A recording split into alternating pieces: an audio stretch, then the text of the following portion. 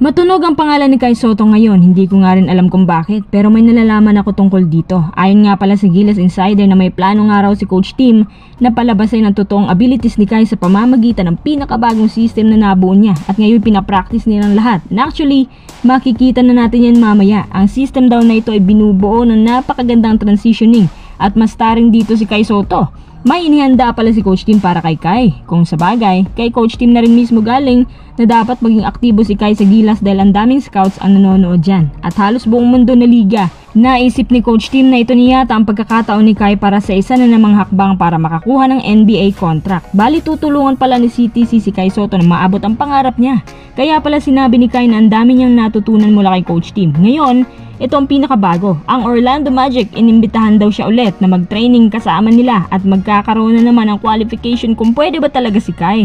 Ayon sa mga reports ng kampo ni Kai, may 55% chance na mabigyan si Kai Sotto ng 10-day contract hanggang 1 taon na deal. Aba, ayos yan ah. Pero sa nakikita ko, parang gagawin lang din nilang instrumento si Kai para dumami ulit ang fanbase nila gaya ng ginawa nila last year. Pinapaasa lang tapos sa huling games na nabigyan ng minuto. Well, hindi pa kasi handa si Kai. Kung prangkang usapan, alam nating mga Pinoy na hindi pa talaga siya handa na sumabak sa ganun kalaking liga. Pero kahit pa ganun, may nagkaka-interest pa rin sa kanya. Yun nga lang, iba ang purpose.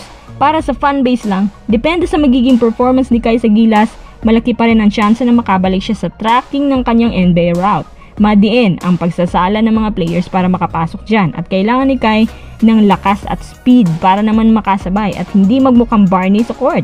Good idea ang ginawa ni Coach Tim na magbibigay siya ng system na pwedeng maibabad si Kai. Again, depende pa rin yan sa magiging performance niya. Kaya kung ako kay Kai, ibuhos na niya lahat na para bang nasa crucial basket lagi.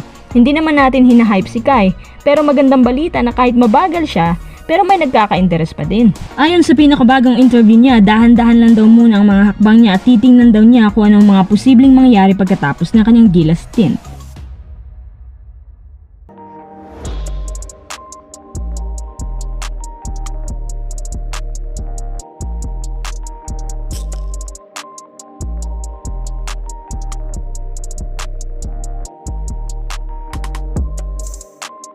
Tara, next update tayo. Johnny A ilalagay na sa pwesto ni Chito Victorero. Handa na ba si Coach Johnny A? Sa katunayan, wala pa namang sinasabi si Johnny A tungkol dito pero sinabi na niya noon na wala daw siyang calling masyado sa pagiging head coach.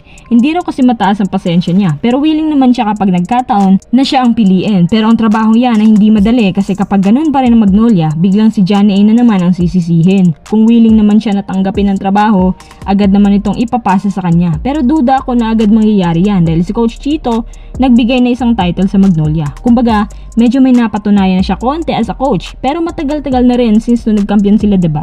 Sa palagay ko, ang may tutulong ni Johnny sa Mags kung paano ang reliability ng bawat isa sa opensa. Napansin ko kasi na minsan napapasobrahan lang ng ikutan yung bola. Sa sobrang dami, turnover tuloy. Kaya nga nung sinubukan nilang halos times 2 yung fast pace na opensa nila, lumamang sila ng malaki. Yun nga lang, naparami sila ng turnovers kaya natalo. Noon, kahit maliit si Johnny A, pero kapag may konting espasyo, titira yan dahil reliable siya sa opensa. Sa Mags ngayon, konti lang pwede mong asahan tapos si Paulie maalat pa sa playoffs.